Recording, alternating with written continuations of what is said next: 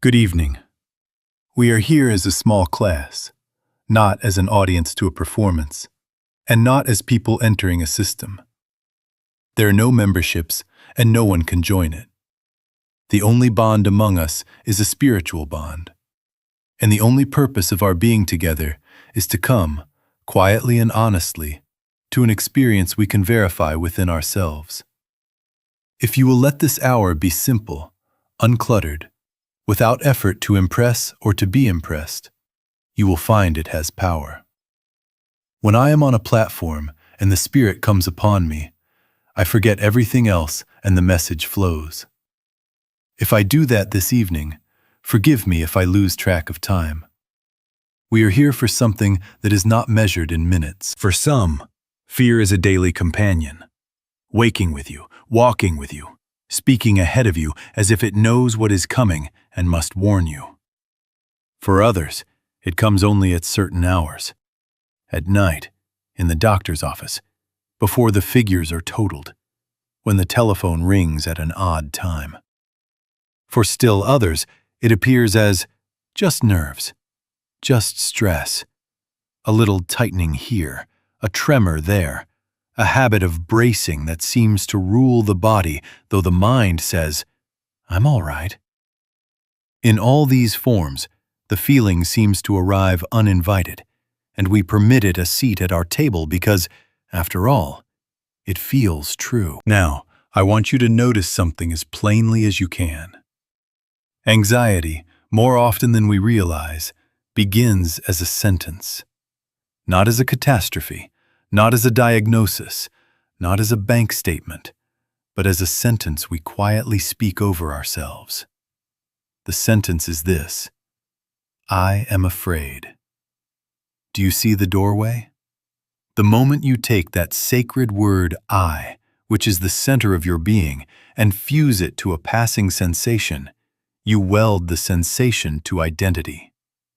Each repetition is a little baptism into fear, and by naming it as I, you bind it to the sense of self and grant it authority it never had of itself. The reason this matters is not theoretical. It is practical. When you say, I am afraid, your nervous system treats the statement as an order.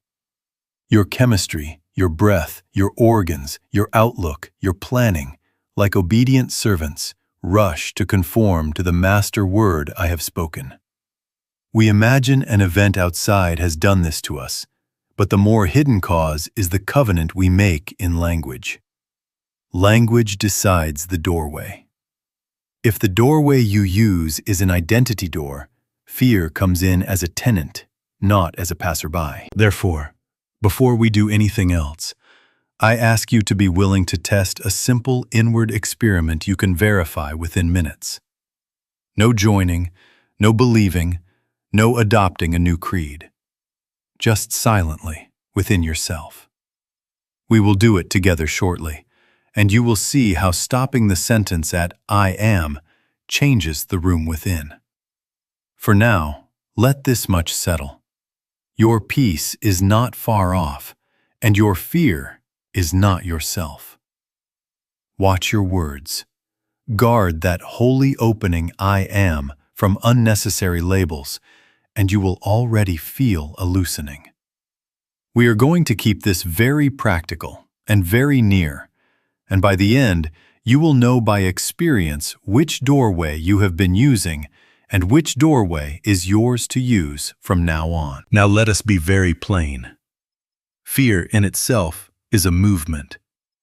It is a rising and falling in the body, a surge in the mind, a chemistry that quickens and then subsides. It is breath-changing pace, a flutter in the stomach, a narrowing of attention, a picture projected of what might be. As weather comes and goes on a landscape without altering the land, so fear comes and goes in awareness. That is the truth of it until we do one thing. We take that movement and weld it to identity with the words, I am. The instant we do that, the movement borrows the dignity and authority of the word that names your being. And then it feels true, not because fear is truth, but because you have clothed it with the robe of I. Here is the mechanism. A sensation arises: tightness, heat, tremor. A thought rushes to interpret: something's wrong, danger, you might fail. Then, almost automatically, a sentence is formed around the holy center. I am afraid. 3 steps: sensation, interpretation, identification. Before that sentence, there was only weather. After that sentence, there is a self to guard, a story to confirm, a future to brace against. Anxiety strengthens because, now, fear believes it has a home to defend. The body, obedient, arranges itself around the claim. The mind, loyal to its king, begins to collect proofs. And you, who are not the weather, begin to live as if you are. Contrast these two. Fear is present. I am afraid. One notices a passing condition, like rain on the roof. You hear it, you feel it, you need not become it. The other declares the house made of rain. One allows movement through, the other cements movement into identity. One describes weather passing, the other baptizes yourself as weather. The difference is not subtle. It is the difference between remaining free in the midst of a gust and building your life around a wind that will be gone in minutes. Take a simple modern moment. The phone rings, and before the call, your stomach tightens. A picture flashes, an unpaid bill, a diagnosis, a conflict. The mind whispers, I am afraid, and instantly the call becomes a threat to survival. Breath shortens, voice thins. The future is filled in with guesswork, as if it were law. But if, at that very moment, you recognize a tightening is present, fear is arising, and you stop the sentence at I am, the event remains a call, a conversation. Perhaps difficult, perhaps easy, but not your annihilation. You answer as a person, not as panic. Now, a gentle warning. Freedom is hard to win. It's much harder to retain. Even after a moment of peace, a careless sentence can steal it back. Habit will entice you to finish the sentence, to hand fear your passport by saying, I am, and then any label it demands. Be watchful. The difference of 2 words is the difference of 2 lives. Guard the doorway. Keep I am unqualified, and fear will be what it always was. Weather moving across the sky of your being. Noticed, perhaps, but never again enthroned as you. Now let us come to the sinner. We have spoken of the sentence that binds fear to identity. But what is the identity to which you are trying to bind it? If you will sit quietly for a moment, and just within yourself, notice the I by which you know anything is present. The I by which you know a heartbeat, a thought, a room. There you will touch the point I am speaking of. That I is not your nerves. That I is not your history. That I is not today's weather in the body. That I is the point of union with the source of life itself. When the Master said, I am the vine, ye are the branches, this was not poetry to be admired. It was a description of the way life flows. Now, if you can visualize for a moment the branch on a living tree, you will see the importance of this. The branch lives, not by straining, not by positive thinking, not by arranging the leaves in some clever fashion, but by its unbroken connectedness to the vine, through which the root system draws from the depths and the rains and the whole earth. Through union, not effort, sap moves. Through union, not struggle, fruit appears. Sever the branch, and it can go on having the shape of a branch for a little while. You can prop it up, you can polish it, You can turn it toward the sun, but without the inner flow, it withers inevitably. So it is with what I call severed branch consciousness. Life lived as a separated personhood trying to manage conditions with personal strength. It is vulnerable to every report, every rumor, every mood, because it must live on the surface of things. Connected consciousness is different. When you say I within yourself, and you understand that this I is the vine life at the root of you, child of God, issue of God, one with God, then your being is no longer organized around conditions. Courage is not manufactured. Peace is not willed. Guidance is not guessed at. They come as the natural movement of the sap through the branch. Wisdom, knowledge, intelligence, love, harmony, safety, supply, virtue, power, vitality. These are not acquired from outside. They are the nature of the vine life expressing as this branch called you. Fear may ripple the leaves. It cannot touch the root. And let me say, because it must be said again and again, this has nothing to do with joining anything. There are no memberships, and no one can join it. No badge, no ritual, no outer performance can substitute for union. Churchianity, rules and penalties and shows of religion, cannot give you this. The only bond is a spiritual bond. The inward realization, verified in experience, that I and the Father are one. If it is not demonstrable as peace where turmoil used to be, as steadiness where panic used to rule, then it is a philosophy of words, and we have missed the living thing. Therefore, here is the key distinction that begins to free you. Fear may appear in your mind, in your body, in pictures and in breath. Let it be seen. Let it be named as weather if it wishes to blow through. But the I that is aware of its arising is not inside the fear. The I is the awareness in which it is seen. The I is the vine life, and the vine life is not afraid.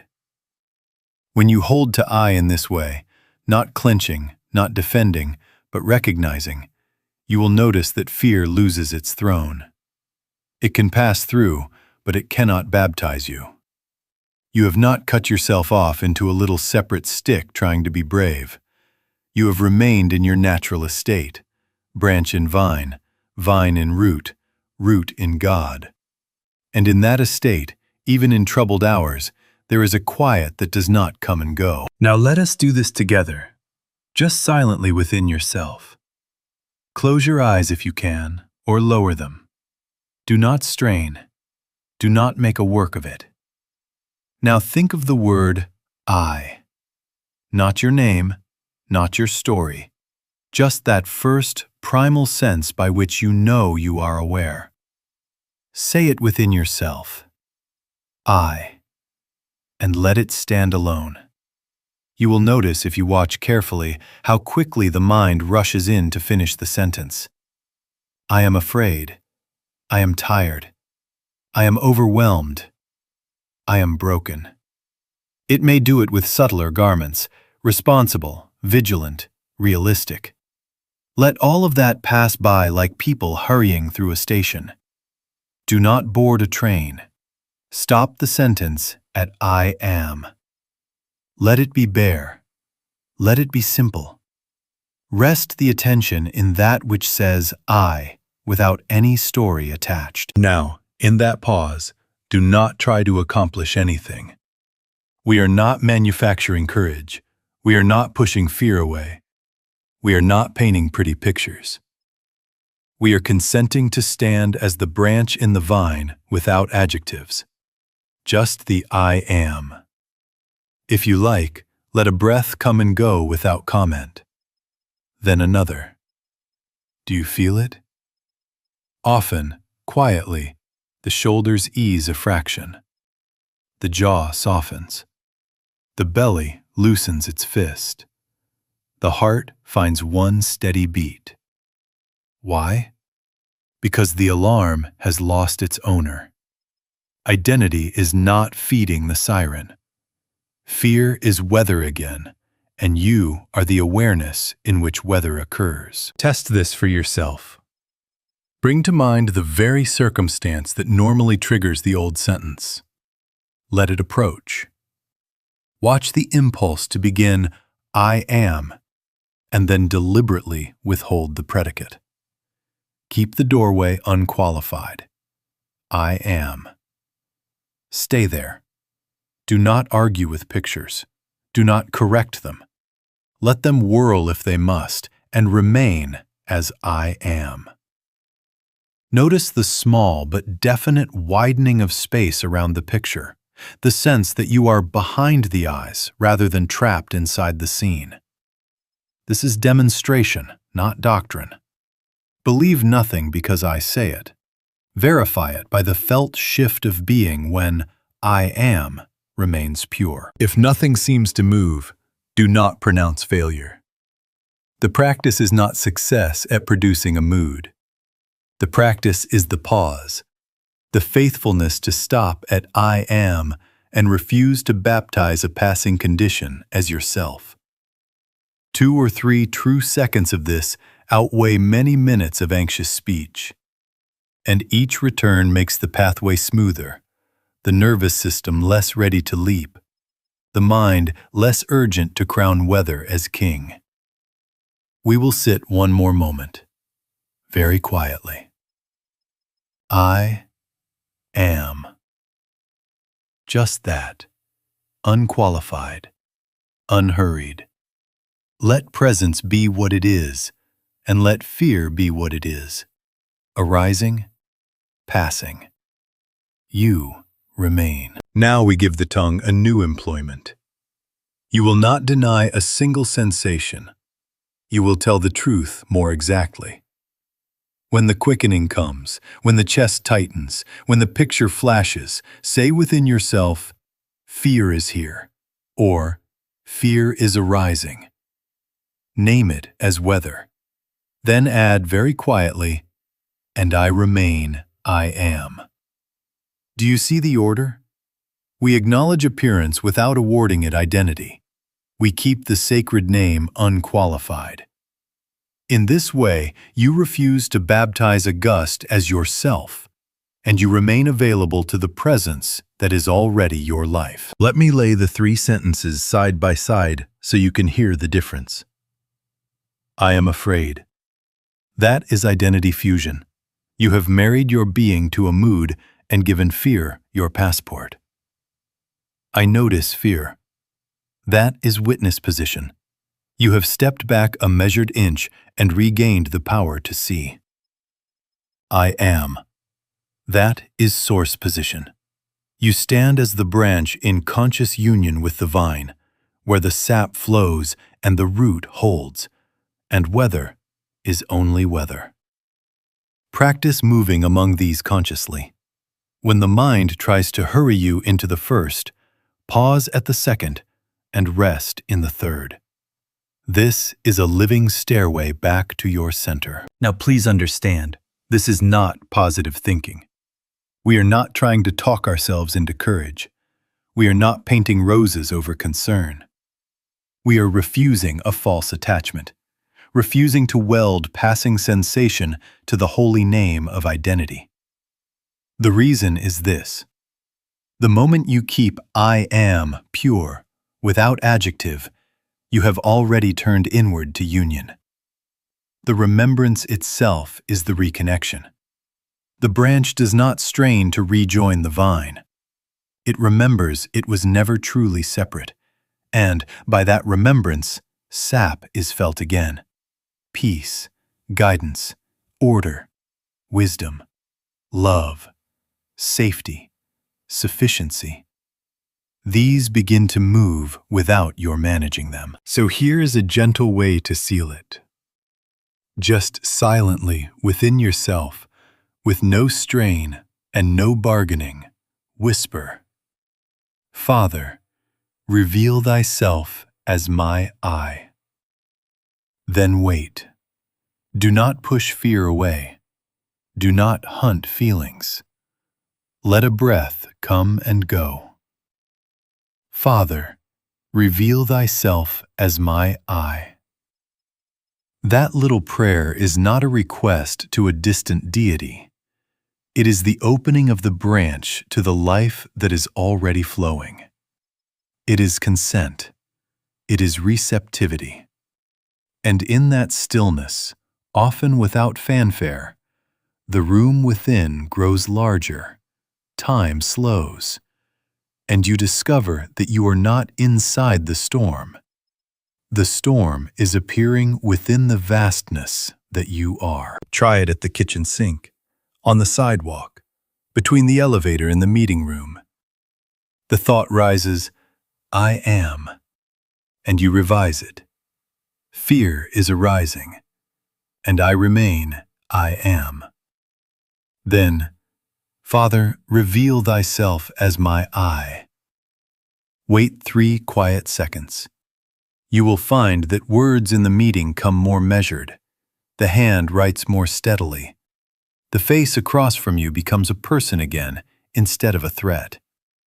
Not because you have manufactured bravery, but because you have declined to impersonate fear and have returned to your own vine life. Therefore, keep the sentence short and the awareness near. Fear is here. I remain, I am. Let that be your simple faithfulness. Rest a little. Let presence be what it is, and let fear be what it is, appearing, disappearing. You remain. Now here is the pull you must know about. After a clear moment, after you have stood as I am and felt the weather pass, mind will whisper, yes, but I really am afraid. It will dress itself as responsible realism. Someone must be vigilant. It will sound careful, mature, even holy. For some, it comes as a soft, persuasive voice. Don't be naive. For others, it is a surge. This is different. This one is real. For still others, it is a weary sigh. I tried, and it didn't work. This is the predictable rebound. Once freedom is touched, temptation often comes twice as hard, because the old identity senses it is losing a throne. Spaciousness threatens a small self, and so it hurries to rebuild the room by finishing the sentence. Listen to the finishers that sneak in. I'm afraid of being judged. There, the whole world becomes a jury, and your life a case to argue. I am afraid of failing. There, every step becomes a verdict, and your breath a scorecard. I am afraid of getting sick. There, the body becomes an enemy to monitor, every sensation a headline. I am afraid of losing control. There you become a manager of winds and a warden of waves, exhausted by weather you cannot command.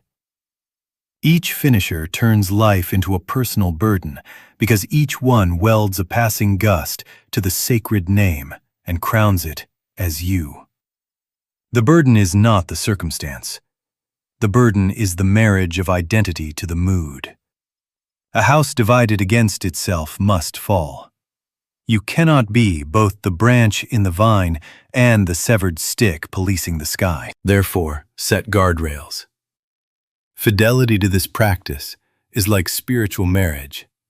Having discovered the one, you give up all others. Do not flirt with fear story. Do not court it with a long conversation. Do not entertain it as a guest who needs endless tea. Cling to I am until it steadies. When you feel the old sentence assembling, I am, catch it at the doorway. Stop. Even if you must do it 10 times in a minute, stop.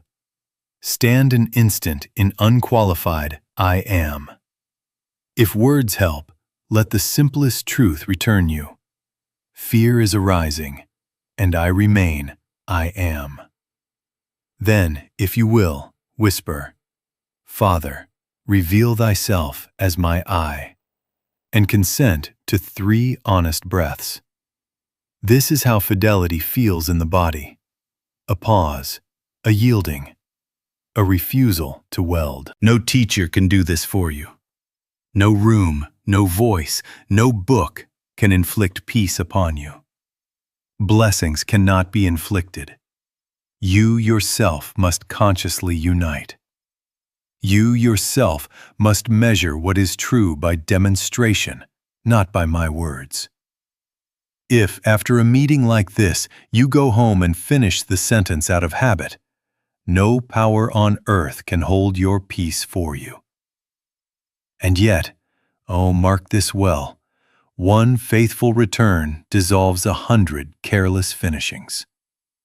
Do not condemn yourself if you slip. Turn. Do not argue. Return. Do not analyze. Abide. Freedom is hard to win. It is much harder to retain. But retention is simple if you are simple. Keep the sentence short and the awareness near. Guard "I am" from adjectives. Let fear be weather. Let presence be presence. And in that quiet faithfulness, you will discover that the pull loses strength, the finishers grow faint, and you are resting again in the vine life that cannot be afraid. Now let us look for a moment at the outer supports that promise to steady you and never do. For some, it is money. One more digit in the account, one more contract signed, one more buffer against the unknown. For others, it is praise, the applause after the presentation, the like count, the nod from those you've decided must approve before you can rest. For still others, it is control and distraction, the calendar so tight nothing can surprise you. The news checked every 10 minutes as if vigilance could domesticate weather. The steady drip of screens and snacks and scrolling to soften the edge of dread. These are not evil. They are simply powerless to do what you are asking of them. If external things could deliver peace, the world would have found it by now. If diamonds healed loneliness, you could chart the cure by carrot. If applause ended anxiety, the loudest stage would be the safest heart. If relationship reassurances secured you, the most texted soul would be the calmest. If vigilance were salvation, the most informed would be the freest. But you know how it goes. The purchase glows for an hour, then fades, and now you need another. The compliment warms for a day, then cools, and you angle for the next. The message says, "I'm here," and a few hours later you need it said again. The news promises mastery through knowledge, and instead delivers 100 new reasons to tighten. At best, these are anesthetics. At worst, they quietly reinforce the very sentence we are undoing. I am afraid, and I must assemble a world to protect me. Do you see the mechanism? Every time you run outward for safety, you declare yourself a vulnerable self, a severed stick that must brace against winds with props and fences. The more elaborate the props, the more fragile the self looks to itself. And so the sentence finishes itself all day long. I am at risk unless. This is why anxiety persists. It is fed by your own premise that peace is earned by conditions. Now pivot with me back to what we already know by demonstration. When I am is remembered as the vine, supply is inward. By inward, I do not mean imaginary. I mean actual life moving through you as wisdom, steadiness, guidance, love, sufficiency, courage. These do not come by bargaining. They are the nature of union. Standing as I am, you may still visit the bank, answer the email, check a headline, mend a relationship, Only now you no longer ask these to be your savior. You consult them as tools while you rest in your source. Therefore, be reassured. We are not becoming careless in the world. We are ceasing to worship it. Handle affairs. Keep your appointments. Mend what is yours to mend. But before, during, and after, keep the sentence short and the awareness near. Fear is arising, and I remain I am. Whisper, Father, reveal thyself as my I, and consent to 3 honest breaths. You will find that decisions come cleaner, words come kinder, and even when weather moves across the day, you are anchored where no purchase, no praise, and no headline can go. And there, quietly, anxiety has nothing left to feed upon. Now we come to the way grace actually moves. Receptivity is not a new effort. It is not fighting fear with a harder fist, not talking over nerves with louder words. Receptivity is the opening of consciousness to the presence already here. After I am, we do not rush to decorate it. We wait. We let the branch stop rustling long enough to feel the sap that was moving all along. Just silently within yourself, the next time you stop at I am, do not add counsel. Do not engineer a feeling. Be still. Let attention sink an inch, as if the surface mind were a lake and you are resting below the chop.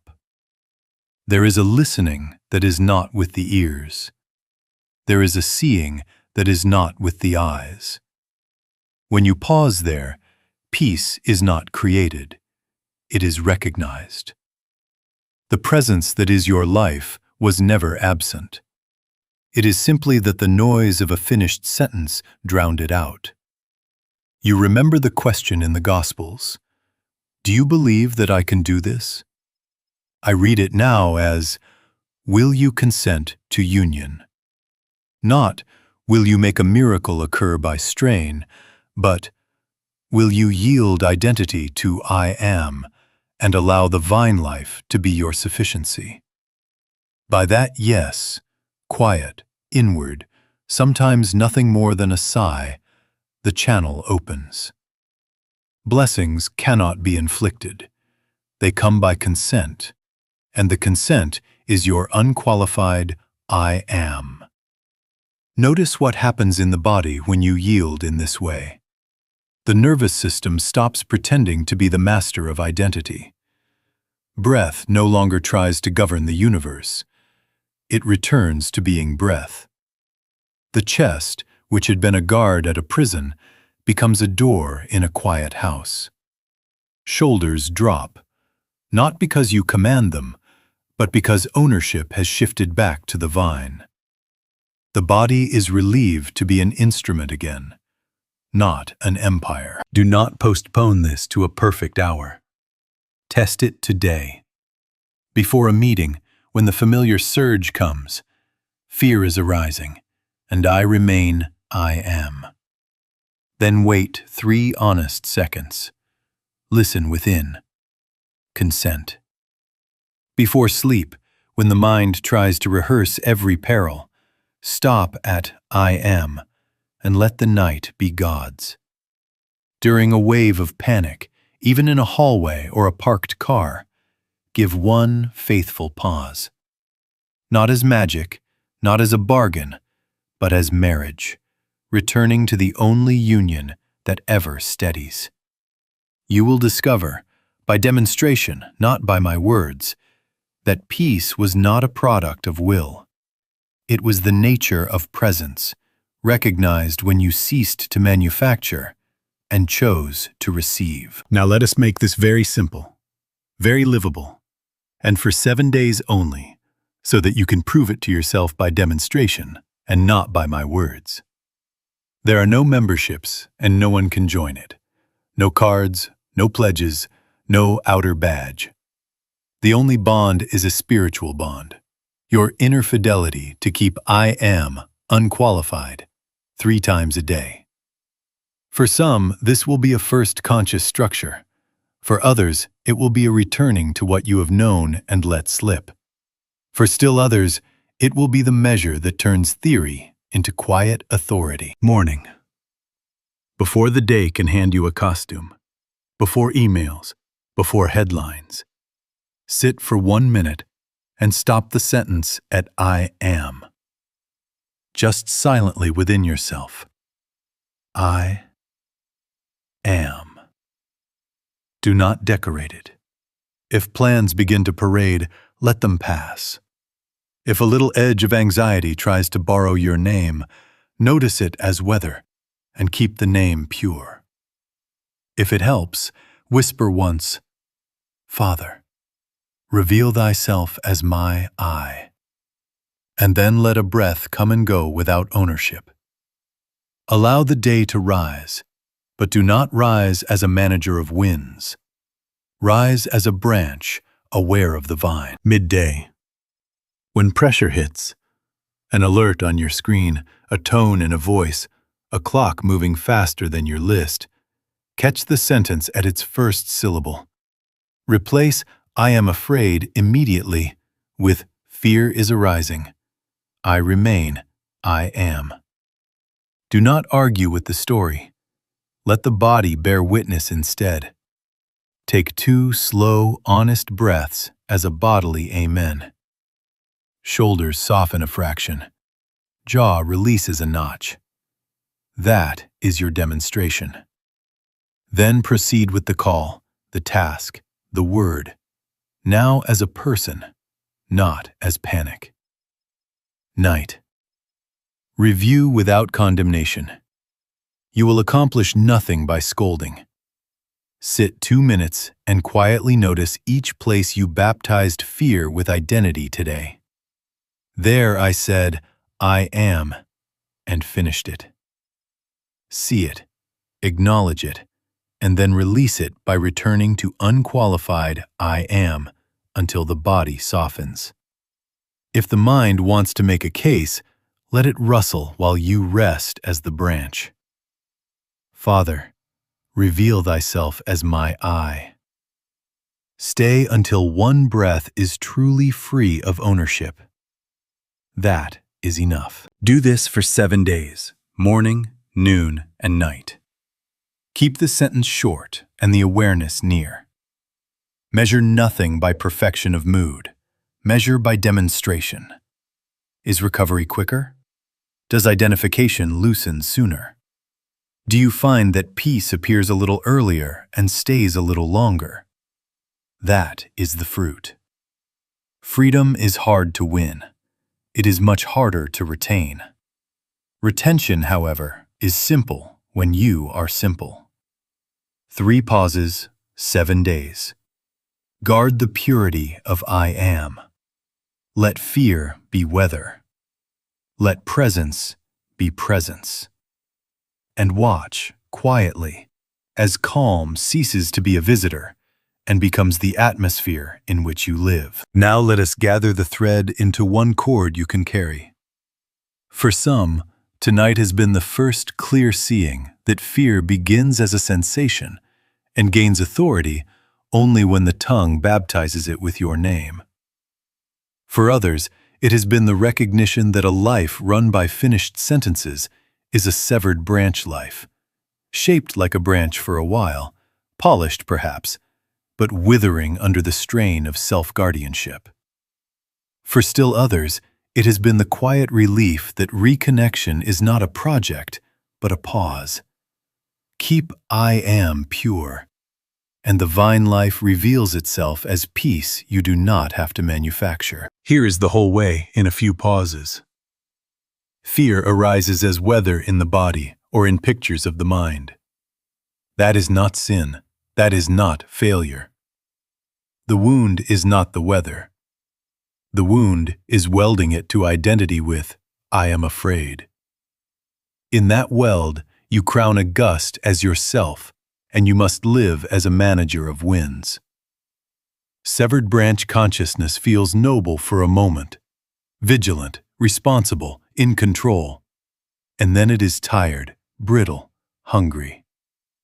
So we return to our first truth. The eye by which you know you are aware is the branch's point of union with the vine. Keep that I am unqualified, and you are no longer a private owner of breath. You are an instrument of the life that cannot fear.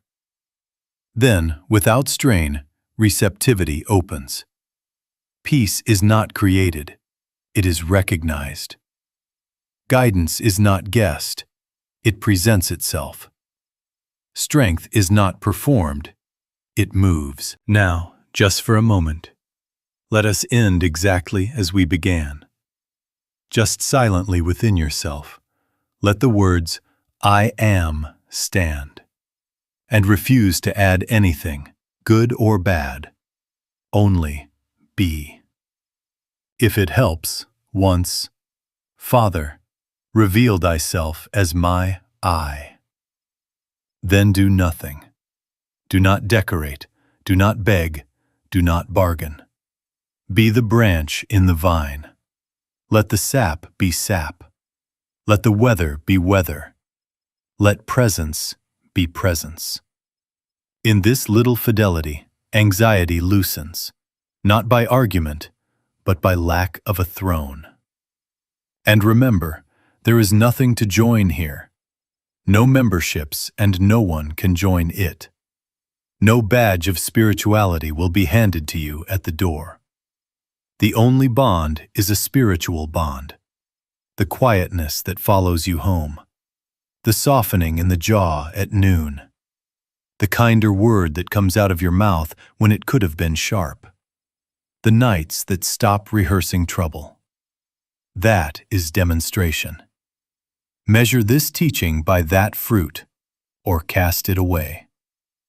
Freedom is hard to win. It is much harder to retain. Retention, however, is simple when you are simple. Keep the sentence short and the awareness near. And now, I see the clock. Oh, where did the time go? Let us take a few minutes after we end to sit without speech and let the room within grow quiet. Carry one sentence into your living. I am afraid is not a fact.